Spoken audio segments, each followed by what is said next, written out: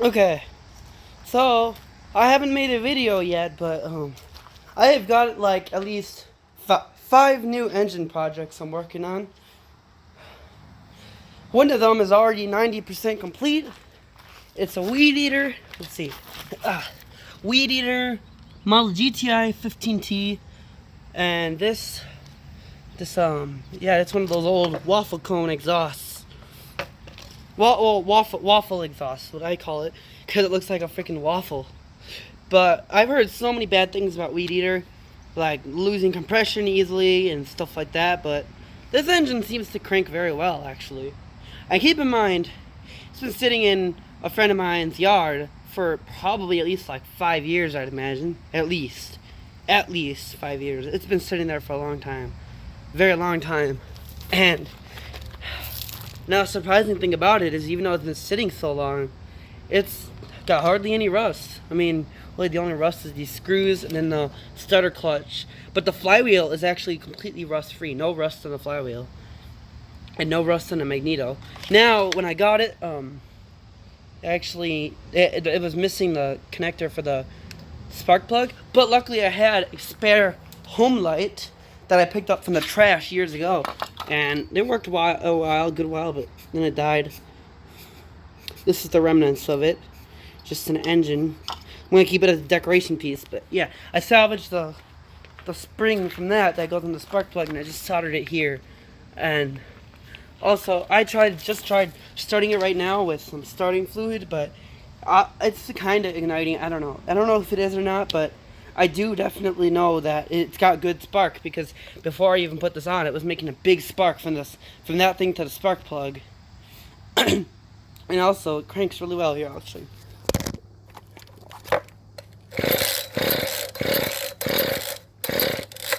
So yeah, it cranks really good. And it's got good compression too. It's got good compression. I'm excited to get this thing running, because we don't have any working weed whackers. I mean, that kind of works, that one right there, but it's really bad. It has like a gear problem or something, like maybe stripped gears, because I'll be weed whacking and suddenly it'll stop, like it'll just like stop turning the head and make a loud grinding sound, and then I stop the engine and it'll work again, but then it just starts doing it again. And also, that's a fairly newer weed whacker, but it doesn't even have the thing that cuts off the excess cable.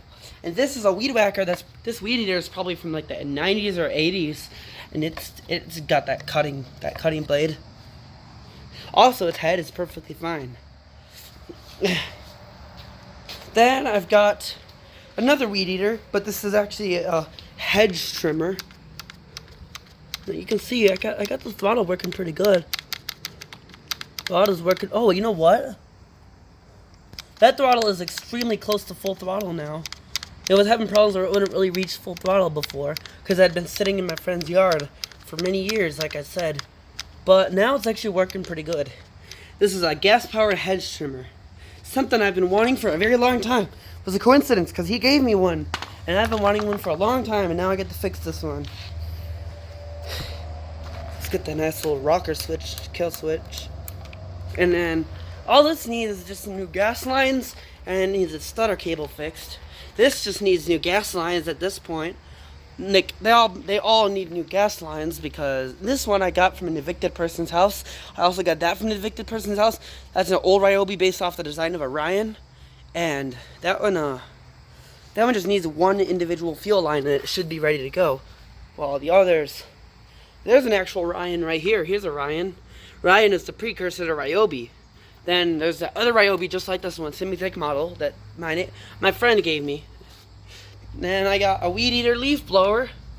That just needs new gas lines and starter cable fix. And then I got a 4-stroke project, but that's not from him. That's something I bought from the people who sold me the mini bike, which currently has a blown engine, which is why I haven't made any mini bike videos.